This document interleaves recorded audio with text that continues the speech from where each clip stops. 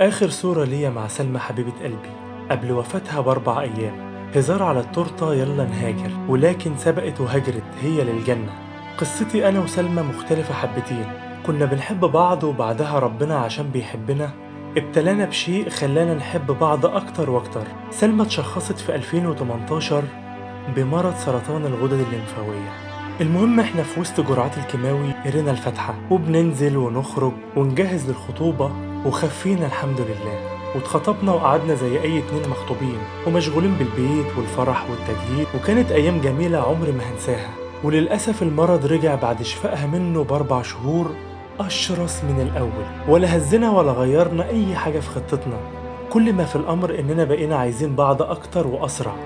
اتجوزنا في 2019 وسافرنا شهر العسل، ولما رجعنا بدأنا رحلة العلاج الجديدة، ولكن للأسف المرة دي الكيماوي ما جابش نتيجة، وانتقلنا من دواء أحدث لأحدث، وفيه اللي يجيب نتيجة فترة واللي يجيب نتيجة فترة أقصر، وهكذا. كان صراع بمعنى الكلمة.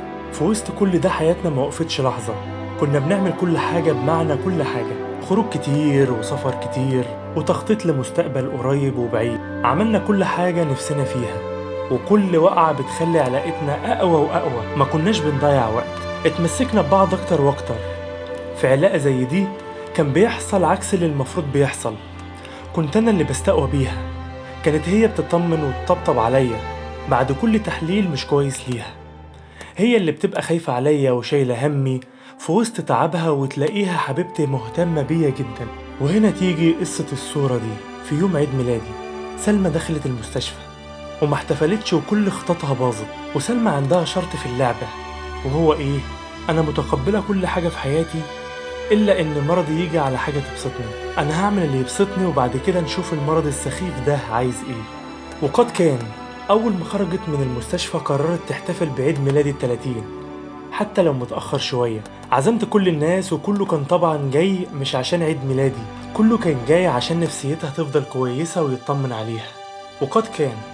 اتصورنا الصورة دي وتوفت بعدها ب4 أيام، وربنا عشان بيحبها قوي قوي، وكانت حرفيا بشهادة كل الناس ملاك من عنده، كان عايزها عنده قبلنا كلنا، ولا نزكيها على الله.